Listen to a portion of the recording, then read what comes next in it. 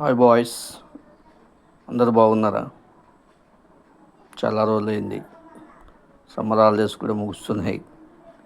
So మీరు అందరూ హ్యాపీగా ఉన్నారని అనుకుంటున్నాను. సో ప్రత్యేకంగా ఇప్పుడు 6th క్లాస్ వెళ్ళబోయే స్టూడెంట్స్, అంటే 5th కంప్లీట్ అయిపోయి 6థ్కి వెళ్ళబోయే పిల్లలందరికీ ఈరోజు నుంచి నేను తెలుగు లెసన్స్ డైలీ ఒక్కొక్కటి చెప్తూ ఉంటాను. ఎందుకంటే మీకు ముందుగా కొన్ని తెలుసుకుని ఉంటే నేను మళ్ళీ మీకు క్లాస్లో పాఠం చెప్పేటప్పుడు చాలా ఈజీగా అర్థమవుతారు కనుక ముందుగా మిమ్మల్ని ప్రిపేర్ చేస్తున్నాను. ఇవి చూస్తే మనకు ఏ పాఠాలు ఉంటాయి ఏంటి అనేది తెలుసుకుంటే ముందుగా ఇక్కడ విషయ సూచికలో 6వ తరగతి విషయ సూచికలో ముందుగా పాఠం పేరు, కవి, దాని ఋతుత్వం, ప్రక్రియ అనేవి ఉంటాయి. ముందుగా మొదటి పాఠం చూసుకుంటే ఇక్కడ అభినందన. అభినందన పాఠం యొక్క కవి చూసుకుంటే శేషం లక్ష్మీనారాయణాచార్య. దాని ఇతివృత్తం చూస్తే దేశభక్తి సంబంధించి శ్రమ గౌరవం గురించి ఉంటుంది. దాంట్లో దేశభక్తి అంటే దేశభక్తి మనకు ఎలా ఉంటుంది ఏంటి, దీంట్లో ఇక్కడ శ్రమ గౌరవం అంటే రైతులు, దేశభక్తి అంటే సైనికులు, సైనికులకి రైతులకి మధ్య అభినందన ఏ విధంగా ఉంటుందనేది మన శేషం లక్ష్మీనారాయణాచార్య గారు చాలా చక్కగా వివరించారు. తర్వాత మనం పాఠంలోకి వెళ్ళినప్పుడు చెప్పుకోవచ్చు. రెండో పాఠంకి వస్తే స్నేహబంధం. ఇక్కడ మూలం చిన్న సూరి గారు, కవి వచ్చేసి. ఇతివృత్తం వచ్చేసి ఏంటంటే నైతిక విలువలు. నైతిక విలువలు అంటే మనం ఎటువంటి విలువలను కలిగి ఉండాలి సమాజంలో బ్రతకడానికి. ఇక్కడ పాఠం వచ్చి స్నేహబంధం అంటే స్నేహం అనేది ఏ విధంగా ఉండాలి, దీంట్లో చెడు స్నేహాలకు పోకుండా మంచి స్నేహాలను ప్రోత్సహించే విధంగా ఉండాలి. మంచి స్నేహంగా మంచి ఆలోచనలతో ఉంటే ఆ స్నేహం ఎట్లా ఉంటుందనేది మన చిన్న సూరి గారి పాఠంలో చాలా వివరించారు. నెక్స్ట్ మూడో పాఠంకి వస్తే ఇక్కడ వర్షం. ఇది పల్లా దుర్గయ్య గారు రచించారు. వీరేం చేశారంటే ప్రకృతి చిత్రం గురించి మనకు చాలా చక్కగా చెప్పారు.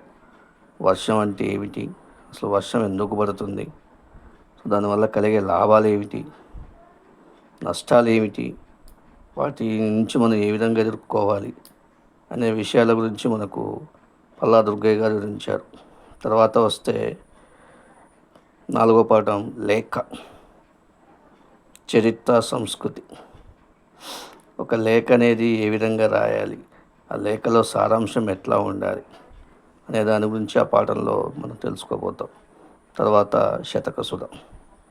శతక సుధ అంటే ఇక్కడ శతక కవులు అని అర్థం. శతకం అంటే 100 కవులు, 100 మంది కవులు. దాంట్లో కొంతమంది కవుల గురించి, కొన్ని శతకాల గురించి మనం ఈ పాఠంలో తెలుసుకుంటాం. దాంట్లో వాళ్ళ యొక్క నైతిక నిబంధనలు ఏ విధంగా ఉంటాయని తెలుసుకుంటాం. నెక్స్ట్ పాఠం వచ్చేసి పోతన బాల్యం. పోతన బాల్యం అనేది ఏ విధంగా ఉంది, పోతన బాల్యం దాని గురించి వానమామల వరదాచార్యులు చాలా చక్కగా వివరించారు. దీంట్లో పిల్లల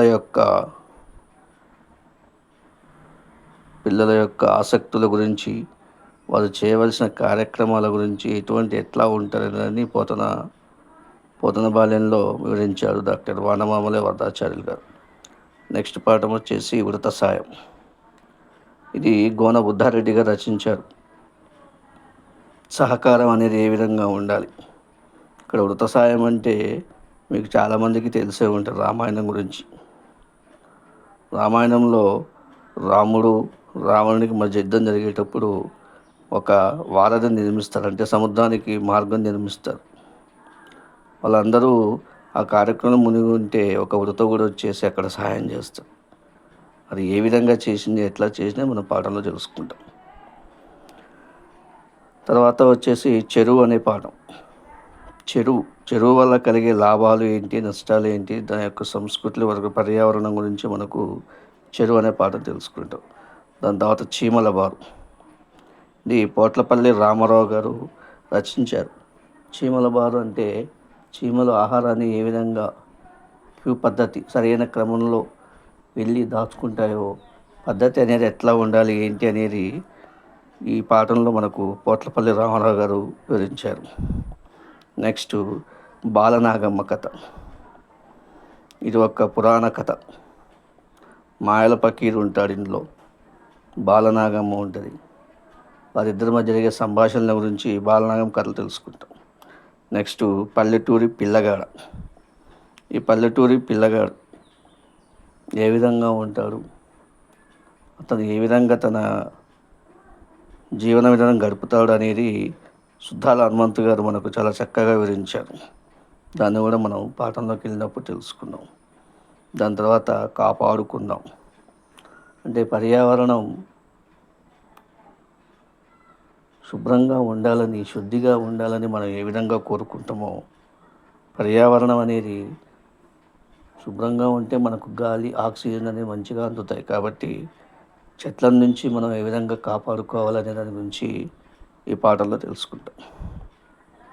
తర్వాత ఉపవాచవానికి వస్తే సోమనాద్రి గురించి, మన జాతర గురించి, ఎలుకమ్మ పెళ్ళి గురించి, తెలంగాణ పల్లెలు సంస్కృతి గురించి, వాగ్గేయకారుడు మన రామరాజు, భక్త రామరాజు గురించి ఈ పాఠంలో మనం తెలుసుకోబోతున్నాం.